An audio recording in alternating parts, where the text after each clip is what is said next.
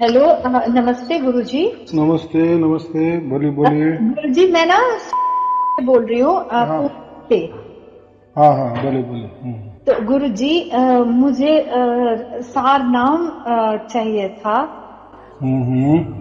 तो मैंने आपके सारे वीडियोस देखे। एक्चुअली मैं बहुत साल से कर रही थी। एक और गुरुजी है, उन्होंने बोला था, वो भी जैसे आप बोलते हैं हमें किसी दूसरे की निंदा नहीं करनी चाहिए। तो मुझे ना, मैं गुरु नानक का छोड़ नहीं सकती नाम लेना, क्योंकि वो तो मेरी दादी ने मुझे बताया उनके बारे में ना। हम्म। फिर मुझे ये पूछना था, मुझे गुरु नानक को छोड़ना तो नहीं पड़ेगा अगर मैं आपसे सार नाम लूंगी गुरुजी? तो अभी क्या करो, देखो, मेरा कोई धर्म नहीं, कोई पंथ नहीं, कोई गुरु गद्दी नहीं, कोई गुरु हाँ जी। प्रणाली नहीं, कोई गुरु परंपरा नहीं, कोई मैं किसी को मंत्र नहीं देता, कोई तंत्र नहीं देता, कोई साधना नहीं बताता, कोई हाँ ध्यान जी। में नहीं बिठाता। तो हाँ ये बात ही नहीं, मैं कुछ छुड़ाने की बात ही नहीं करता हूँ, मैं शुद्धतम परमात्मा की बात करता हूँ। हाँ हाँ, जी, समझ वही में। मैंने देखा। हाँ। और वो भी उसके लिए कुछ भी करने के लिए नहीं कहता हूँ। कोई बंधन नहीं, कोई छोड़ना नहीं, कहीं आना नहीं, कहीं जाना नहीं, कहीं खर्चा नहीं, बस घर बैठे ही करो। हाँ जी। तो अभी सोचो आप कैसा होगा। हाँ, मैंने आपके बहुत सारे वीडियोस देखे। कल पूरी रात यही देख रही थी, क्योंकि मुझे भी एक गुरु चाहिए। मैं समझती हूँ गुरु जी, आज 10 साल हो गए कि गुरु की जरूरत होती है। मैंने ग्रंथ साहब भी पढ़ना शुरू किया। हमारा गुरु की इसलिए जरूरत होती है, भगवान से हमारा मिलाप करते हैं, है ना? गुरु तो मार्गदर्शन होता है। हाँ, उनको एग्जैक्टली पता होता है कि गुरु राइट वे कौन सा है, राइट मेथड कौन सा है। गुरुजी, मेरा बेटा बहुत बीमार हो गया है ना? और उसके बाद मैंने भगवान को ढूंढना शुरू किया, क्योंकि पहले तो हमारी जिंदगी में सब सुख था ना, अच्छा अच्छा था। जब बेटा बीमार हुआ तो मैंने सोचा ये क्या हो गया, और फिर मैं लग गई। फिर जो मैं लगी हूँ अभी तक रुकी नहीं गुरुजी। ढूंढती जा रही हूँ, क्योंकि मुझे ऐसा लगता है कि ये जो बीमार हुआ है, ये मुझे भगवान बताना चाहता था कि अब तुम ढूंढो मुझे, है ना? हाँ। ऐसा नहीं, ठीक है, जैसी भावना है आपकी वैसी। लेकिन परमात्मा के लिए ऐसा कुछ नहीं होता। प्रकृति के बारे में परमात्मा कहीं सोचता नहीं है कि मैं आपको दुख दूंगा तो आप मुझे फिर भक्ति करो या मुझे मेरी याद करो। ये प्रकृति वाले भगवान में हो सकती है, गुरु लोगों में हो सकती है, या देवी देवता वाले भक्ति में हो सकती है, या ब्रह्म निरंजन में हो सकती है, काल निरंजन में हो सकती है, काल भगवान में हो सकती है, ब्रह्म में हो सकती है, आत्मा में हो सकती है। लेकिन लेकिन लेकिन परमात्मा के बारे में ये नहीं रहता। परमात्मा के लिए कुछ लेना देना नहीं किसी के लिए, क्योंकि वो परिपूर्ण है, स्वयं पूर्ण है। जैसे हमको कहते हैं ना, कोई बहुत बड़ा अमीर आदमी है, हाँ। बराबर, पूरा भारत खरीदी कर सकता है, इतना बड़ा उसका पास पैसा है, तो उसको किसके लेने देने की आवश्यकता है? वो हाँ, कोई करेक्ट। किसकी परवाह करेगा? हम क्या कहते हैं उसको? वो स्वयं पूर्ण है, संपूर्ण है, स्वयमेव में वो एक ही है। तो ऐसा वो परमात्मा होता है, और ऑल इन वन है। तो ऑल इन वन का मतलब क्या है? फिर उसको क्या जरूरत है? तो उसकी प्राप्ति के लिए वो कोई बोलता नहीं कि कोई गुरु करो फिर वो मुझे आपको प्राप्त करवा देगा। नहीं नहीं नहीं, जब तक उसकी मर्जी किसी के ऊपर नहीं होती तब तक वो किसी को प्राप्त नहीं होता या नहीं करता। वो उसी की ओर से हमको प्राप्त करता है, और हाँ। वो भी उसका वचन है। जिसका भी भाग्य हो जाता है ना, जिसके भाग्य में लिखा होता है ना परमात्मा प्राप्ति, या ऐसा समझो अभी बहुत उसने 84 लाख योनिया पूरी कर ली, बराबर, और उसको मानव जन्म मिल गया। और जब वो मानव जन्म में अगर चाहने लगा कि मैं कौन हूं, हाँ। बराबर, अगर उसको समझ में आ गया कि नहीं, मेरा जैसा मेरे शरीर के बाप माँ बाप तो मेरे समझ में आते हैं, लेकिन मेरे अंदर में जो चैतन्य है, जो उसको मैं चैतन्य कहता हूँ, उसका माँ बाप कौन है? जब वो प्रयत्न करने लगता है, प्रयास करने लगता है, वो चीज ढूंढने लगता है, बस यही उसकी अरदास, यही उसकी पुकार परमात्मा को समझ में जाती है कि हाँ, अभी बच्चा सुधर गया, उसको अभी बाप की जरूरत है। अभी घर वापस आने दो, है ना गुरुजी? ऐसा भी नहीं, तो वो खुद चल के आता है हमारे पास और हमको खींच निकालते, क्योंकि हम बच्चे इतने शक्तिशाली नहीं है। हम किसके कैद में है? ये हम प्रकृति के कैद में है, ये काल के कैद में है, ये पंचमहाभूते के पिंजड़े में हम कैद है, बंद है। तो हमारी क्या मजाल, क्या या औकात, ऐसा समझो कि हम परमात्मा को, हमको परमात्मा चाहिए और हम उसको मिलने गए, तो ये बात नहीं होती है। जैसे हमारा एक क्वेश्चन पूछूं? बोलो। हम जो हमारे विकार है, 5 विकार है ना, वो इतने गहरे हैं कि हम चाह के भी उनको छोड़ नहीं सकते। देखो मैं कितनी कोशिश करती हूँ, काम, क्रोध, लोभ, मोह, अहंकार, लेकिन फिर भी कहीं ना कहीं से आ जाता है। मतलब ये जब तक ये होंगे तो परमात्मा कैसे मिलेगा ना? वो इतना परिपूर्ण, इतना अच्छा, इतना क्लीन, और हम इतने पापी, इतने दुष्ट, इतने खराब लोग हैं, है ना? तो ये कैसे पॉसिबल होगा? हाँ, तो बात ऐसी है कि ये जो प्रकृति है ना, और वो उस प्रकृति में हम रह रहे हैं ना, ये एक प्रकार का दुखालय है, ये एक प्रकार का जेल खाना ही है, एक प्रकार का ये ऐसा समझो लोहे का बहुत बड़ा पिंजड़ा है, उसमें हम कैद है, और हमारे ऊपर जो काल है ना वो मंडराता है, यानी वो देखरेख करता है हमारे यहाँ। तो यहाँ बात ऐसी होती है कि ये काल है ना, हमको पाप करने को भी बोलता है, और वो पाप को भुगतने के लिए भी हमको तैयार करता है। जैसे आप देखो, हमारे मन में तो कोई नहीं रहता, लेकिन पाप की प्रवृत्ति आ जाती है मन में, चलो पाप कर ले लेते हैं हम, तो उसकी सुविधा भी वो उपलब्ध कर देता है, बराबर। और ऐसा समझो कि हमारे लालच आ गया तो हम चोरी करने जाते हैं, तो देखो फिर सब बराबर सोए हुए होते हैं, बस हम उस घर में भी जाते हैं और जो चुराना वो भी चुरा लेते हैं, कोई हमको पकड़ता भी नहीं है, बराबर। हमको आनंद आ जाता है, देखो हमने गलत काम किए, लेकिन देखो ना क्या हो गया, कोई हमें रोका नहीं, टोका नहीं, और दूसरे दिन पुलिस आ जाती है, हमें पकड़ती भी है। तो हम यही सोचते हैं कि भाई ये हमारे मन में आया ही क्यों चोरी करने का विचार, और जब हम चोरी करते थे तब हमारा हाथ किसी ने क्यों नहीं पकड़ा, क्यों हमारे को जहां हमें चोरी करना जाना था वहीं की दरवाजे खुली मिली, बराबर। वो जो खजाना था वो भी हमें एकदम सहज में मिल गया, बराबर। यहीं तक तो सब कुछ ठीक था, लेकिन बाद में पुलिस भी आ गई, हमको पकड़ भी ले लिए। ये कैसा न्याय है? तो ये जो होता है ना, ये प्रकृति में ही हो सकता है, बराबर। परमात्मा के यहाँ नहीं हो सकता है, परमात्मा किसी को ये बताता नहीं, उसके लिए ये प्रकृति ना के बराबर है। आया समझ में? हाँ, करेक्ट। हाँ, तो ये जो है ना, जिसको भी चोर की बुद्धि हो जाती है, पाप की बुद्धि हो जाती है, तो हमसे पाप भी हो जाते हैं, और पाप करने के लिए रास्ते भी खुले मिल जाते हैं, कोई किसी रोक टोक भी नहीं है। और फिर पाप के अनुसार जैसा पाप होता है तो उसी के लिए भुगतान भी करना पड़ता है, और भुगतान भी ये करवा लेता है। तो देखो ये कैसी लीला, बराबर। तो ये सब संभव जो होता है ना, ये प्रकृति में संभव होता है। इसीलिए ये कभी भी मानना नहीं कि ये क्या हो रहा है, ये क्यों हो रहा है, ये मेरे साथ ही कैसा घट रहा है, फिर ऐसा होना था तो फिर ऐसा क्यों करे, ऐसा मुझे रास्ता ही क्यों दिखाए, बराबर। क्यों मेरे साथ बाकी लोग भी जुड़ गए, मेरे साथ आ गए, फिर साथ भी आ गए, पूरा काम भी तमाम हो जाने के बाद मुझे पकड़ा भी क्यों दिए। तो ये कैसा है, ज्यादा विचार नहीं करना। तो इसीलिए कहा गया है कि एक जो भी घटना घटती है ना, उसके पीछे एक कारण हो जाता है।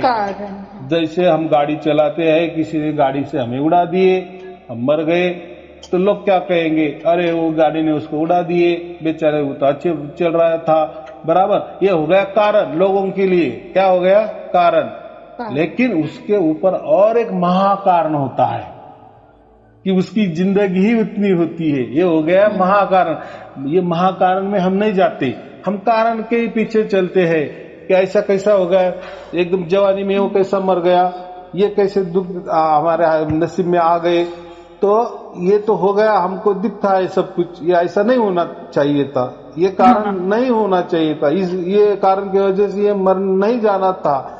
लेकिन उसके पीछे एक होता है महाकारण। तो इसीलिए कहते हैं ना, ये जो कर्म सिद्धांत होता है और एक भाग्य सिद्धांत होता है, ये किसी के बस में नहीं है, किसी को इसमें किसी की मर्जी नहीं चलती। ये क्यों हो रहा है, क्यों कोई किसी को 1 करोड़ की लॉटरी लग गई, मुझे क्यों नहीं लगी, क्यों ऐसा हो गया, मैं अमीर क्यों हूँ, वो गरीब क्यों है, या मैं गरीब वो अमीर क्यों है, मैं ये पाप। तो ऐसा समझो कि खुद को कभी भी जो प्रकृति में रहते हैं ना, खुद को पापी नहीं समझना या खुद को पुण्यवान भी नहीं समझना, कुछ भी नहीं समझना, न्यूट्रल में रहना, बराबर। क्योंकि देखो हर किसी को नहीं, हर कोई भी यही चाहता है ना कि मेरे हाथ से अच्छा हो जाए, बराबर नहीं, लेकिन हो जाता है बुरा, बराबर। तो ये क्यों हो जाता है ऐसा? ऐसा ही समझो, सब कुछ अच्छे ही रहने की कोशिश करते हैं, लेकिन चलते चलते हो ही जाता है, बराबर कि नहीं, ना मन में रहते भी हो जाता है। तो इसके ऊपर ज्यादा ये नहीं करना। तो देखो ये जंजाल में ये जो व्यूह रचना जो है ना, प्रकृति वाली, सुख दुख वाली, भाग्य वाली या कर्म सिद्धांत वाली, ये व्यूह रचना में हम मानव है और ये हमको ही समझता है, प्राणियों को नहीं कुछ समझता कि ऐसा क्यों हो रहा है, कि मैं चोरी क्यों की, फिर मुझे पकड़ा भी क्यों दिए, पहले मन में ही क्यों आ गया, लालच ही क्यों आ गया, और लालच आ गया तो फिर उसमें साथ भी दे दिए, समय भी बराबर आ गया, चोरी भी हो गई, पकड़ा भी। तो ये जो बातें है ना, ये गड़बड़ वाली बातें, ये सब मानव के लिए ही होते। तो ऐसा क्यों होता है? ये होता है औरंगा, क्योंकि ये मानव जन्म है ना, ये 84 लाख योनि भोग कर अब मिला है। तो यही एक जंक्शन ऐसा है, जैसे जंक्शन समझते हैं ना, जो स्टेशन होता है, लेकिन जंक्शन वाला स्टेशन, कि यहाँ से रेलवे पूर्व भी जाती है, यहाँ से पश्चिम भी जाती है, यहाँ से जे जाती है, आगे भी जाती है, उसको हम क्या कहते हैं? जंक्शन जो बड़ा होता है, बड़ा होता है कि यहाँ से ये शहर में भी जा सकते हैं, यहाँ दिल्ली में भी जा सकते हैं, यहाँ कन्याकुमारी में भी जा सकते हैं, यानी चारों तरफ जा सकते हैं, उसको हम जंक्शन कहते हैं, बराबर।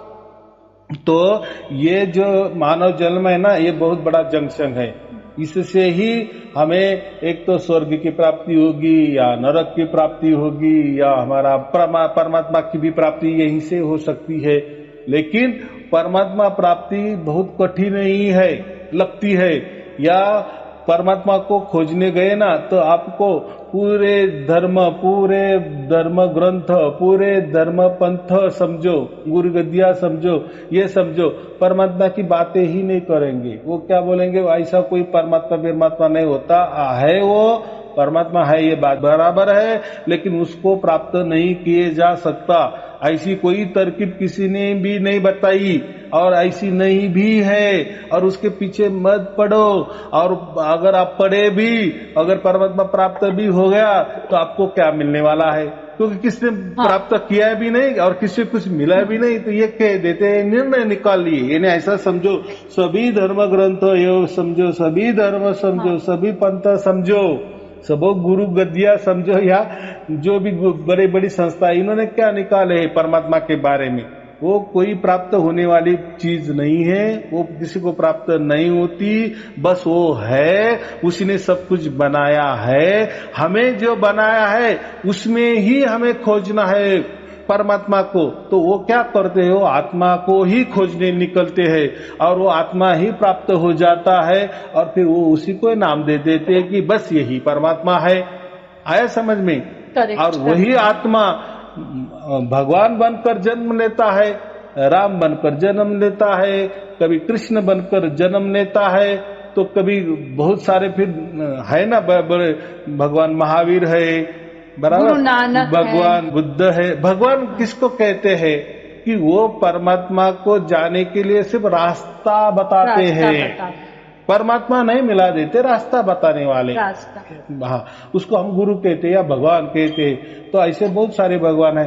तो जैसे श्री कृष्ण जी भी आए ना, उन्होंने कहा ना कि मैं भगवान हूँ, मैं आपको ईश्वर का रास्ता बताता हूँ, परमात्मा का रास्ता बताता हूँ, या मेरी पूजा करो बस आपको ईश्वर मिल जाएगा, मैं ही खुद परमात्मा हूँ, ऐसा ही कहा गया है ना। हाँ गुरु जी।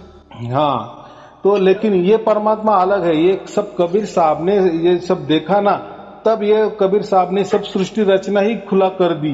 तो अरे ये प्रकृति अलग होती है, ये काल अलग होता है, इनके व्यवहार अलग होते हैं, इनके विचार अलग होते हैं, और इनका जो कार्य कर्म सिद्धांत वो भी अलग होता है, और परमात्मा का सबका अलग होता है।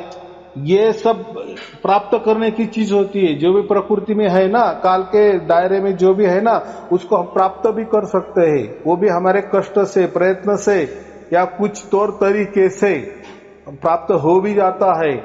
लेकिन परमात्मा ये जो प्रकृति वाले तौर तरीके से प्राप्त नहीं होता, तो वह उसकी मर्जी से ही हमें प्राप्त करता है, वो प्राप्त करता है। बराबर, ये दोनों में गड़बड़ है। इसीलिए सभी धर्म ग्रंथ समझो, पंथ समझो, इन्होंने परमात्मा की सिर्फ बातें की है, उसको प्राप्त करने का कोई तरीका नहीं बताया, या तरीका उपलब्ध ही नहीं है, किसी के पास भी नहीं है। तो उन्होंने सब कुछ वो राज खोला दिए। बराबर। हाँ, तो वो उन्होंने के भी वही परमात्मा थे। हाँ, ये प्रकृति के तौर तरीके से आप परमात्मा को प्राप्त नहीं कर सकते। परमात्मा ही खुद आपको प्राप्त कर। फिर वो कब प्राप्त करता है? जब आपका भाग्य पूरा हो जाता है। अब वो भाग्य कैसा पूरा हो जाता है, तो उसके लिए कोई नियम नहीं है, कानून नहीं है कि अब ये करने से, किसी के पांव दबाने से, या किसी गुरु की कृपा दृष्टि से, या किसी देवी देवता की पूजा पाठ से, या कोई मंत्र तंत्र से, या कोई ध्यान विधि से, तो ये तरीके नहीं। कबीर साहब बोले ये कुछ भी तरीके नहीं, वो उसकी मर्जी से प्राप्त आपको होता है। और जब भी प्राप्त हो जाता है, वही असल में सत्य है। एक होता है सत्य, एक होता है सत। सत माने वो पहले था, आज भी है, आगे भी रहेगा, उसको सनातन भी कह सकते हैं हम। तो वो जो सत है उसको ही परमात्मा कहा जाता है। बराबर। और ये जो सत्य होता है ना, सत्य माने राइट, हमें प्रकृति में सत्य होता है, राइट, ट्रुथ, सच्चा आदमी वो होता है। तो ये प्रकृति वाला सत्य नहीं, वो परमात्मा के लिए सत्य लगाया गया है। और वो जो सत्य की जब हमें प्राप्त हो जाती है, यानी हमसे तो नहीं प्राप्त हो जाता, लेकिन अभी बोलने का वो ढंग है, क्योंकि हम प्राकृतिक भाषा में रहते हैं ना, तो प्राकृतिक भाषा का यूज करते हैं। लेकिन मैं अभी कहता हूँ कि परमात्मा कबीर साहब ने यही बताया कि जब वो उसकी ओर से जब वो सत्य हमें प्राप्त हो जाती है, वो सत्य का संग हमें निरंतर अखंडित मिलता है, मिलने लगता है, तब हम समझते हैं कि हमें सार शब्द की प्राप्ति हो गई। और उसका वो गुरु प्रसाद है, वो तो वो उसकी झोली वो फैला देता है, हम ले लेते हैं। हम तो और उसके सिवा क्या कर सकते हैं?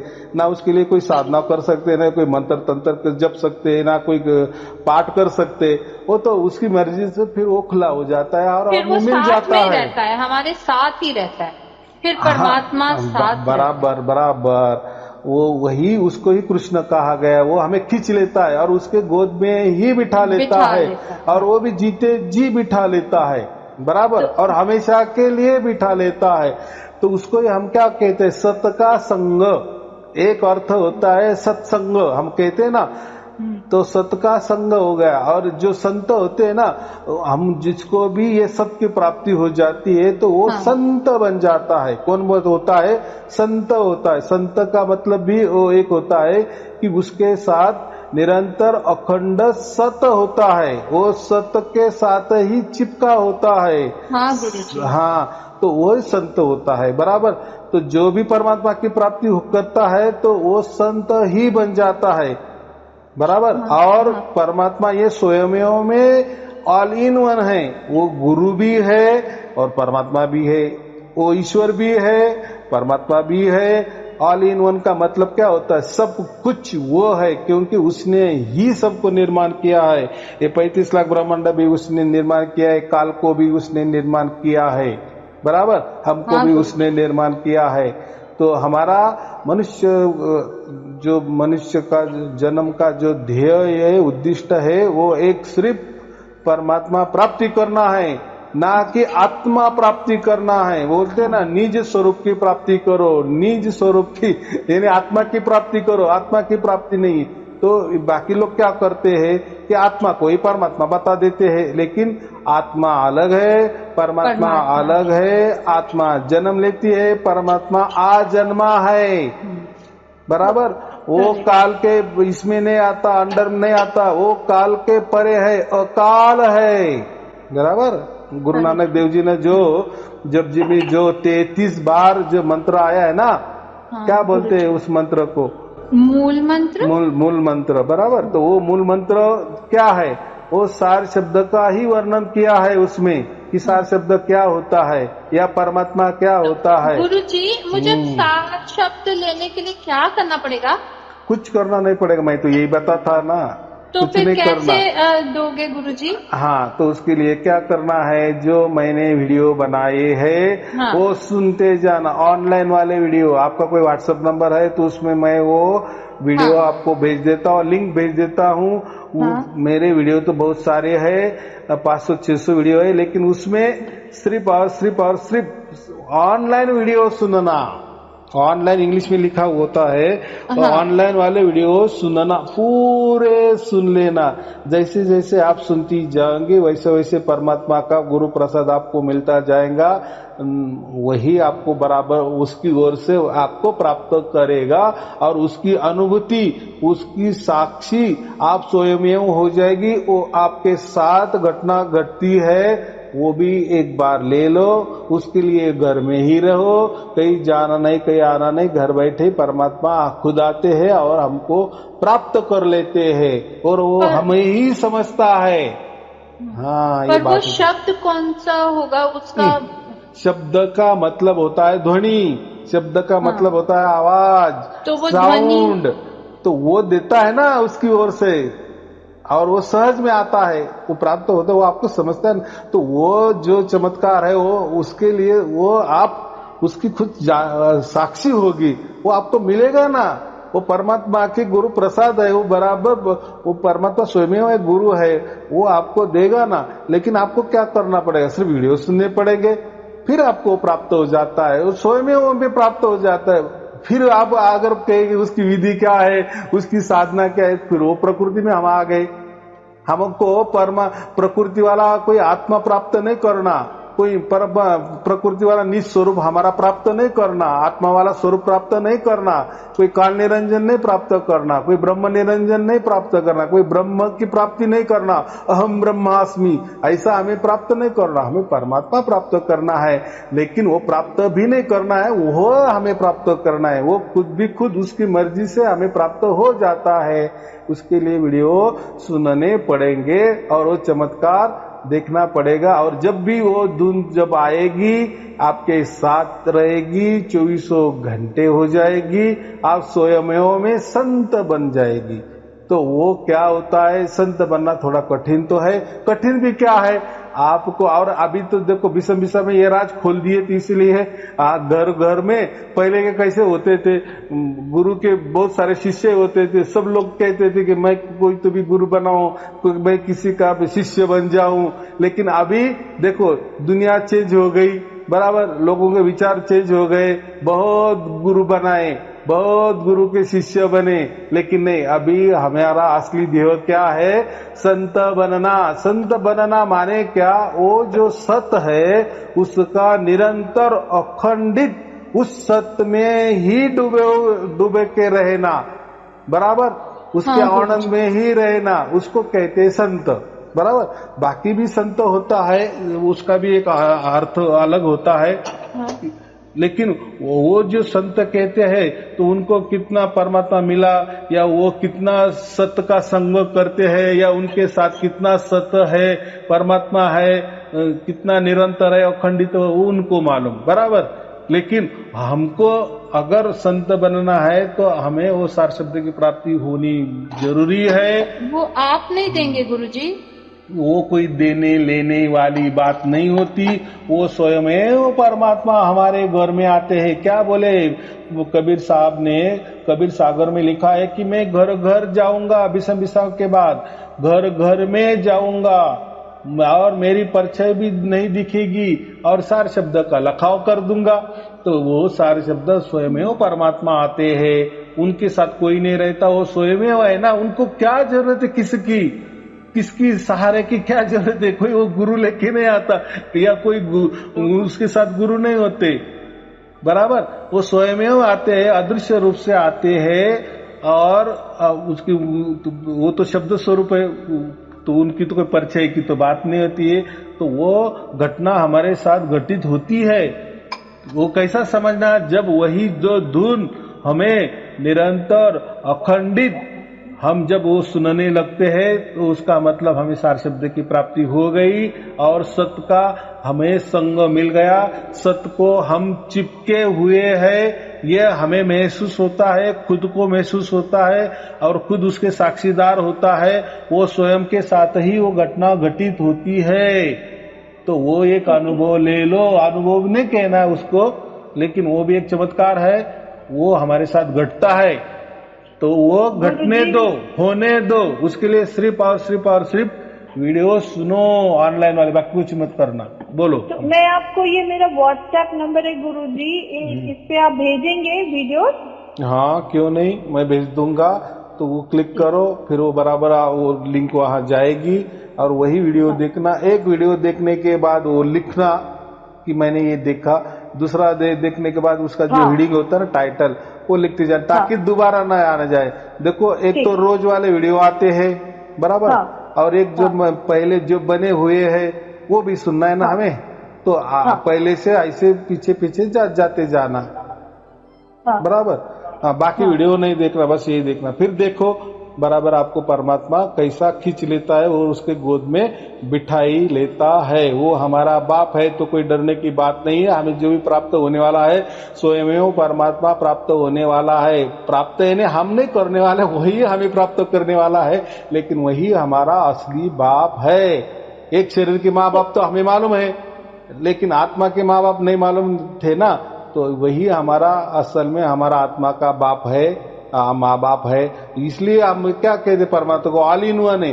कोई परमात्मा को कुछ पिया कहते हैं, कोई उसको घरवाला समझते हैं, तो कोई उसको भाई समझता है, तो कोई उसको हमारा बाप समझते हैं। उसको कोई भी लगा लो, ये जो नाते संबंध होते हैं ना, ये प्रकृति वाले होते हैं, प्रकृति में होते हैं, बराबर। परमात्मा के लिए कोई नाते संबंध नहीं रहता। इसलिए हम हमेशा क्या कहते हैं, हम उसको पाप समझते हैं ज्यादातर से, बराबर। ठीक है गुरुजी, मैं आपको ये मेरा नंबर है, आप भेजेंगे मुझे? हाँ भेज दूंगा। चलो कोई बात नहीं, चिंता की बात नहीं है। शुभ आशीर्वाद। सत साहेब जी, सत साहेब जी, सत साहेब जी।